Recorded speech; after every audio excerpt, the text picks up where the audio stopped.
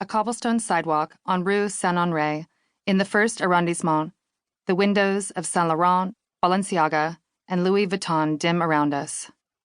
The heart of Paris. Love. The Eiffel Tower glittered in the distance, a spire made of stars bright against the vast black sky. Stars. I'd followed them halfway across the globe, all the way to Paris, in search of love. No joke. I'm not dreaming, am I? It's late, but you're not dreaming. I was there too. There's something about him. He's different from the others. Shit. Was I really going to do this? Break the one promise I had made in Paris, forget about my crack of dawn wake-up call, and run back to a hotel that we weren't even staying at in search of a possibly destined-for-me man that I'd only just sort of met? I couldn't believe it, but my sensible, look-before-you-leap big sister was ordering me to do exactly that.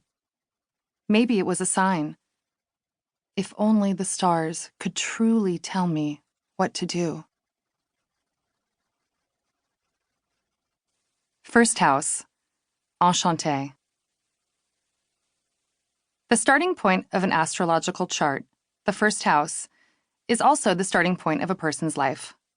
The chart, a circle, is divided into 12 portions called houses. Each house represents a field of potential power and growth, such as relationships, health, money, or purpose. When you were born, each of the planets, along with the sun and the moon, were in one of the 12 houses. Sometimes more than one planet occupies a house, and sometimes a house is empty. A birth chart, also called a natal chart, reflects where the planets and luminaries were positioned on the date, minute, and location of a person's birth.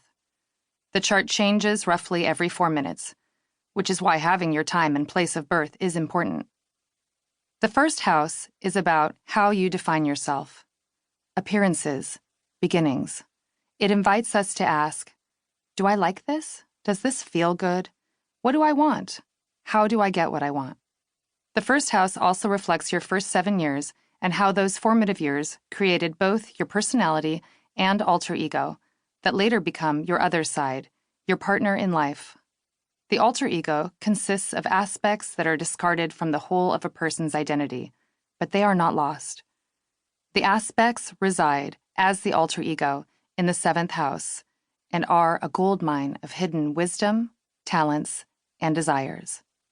Pisces, ruled by the planet Neptune, is in my first house.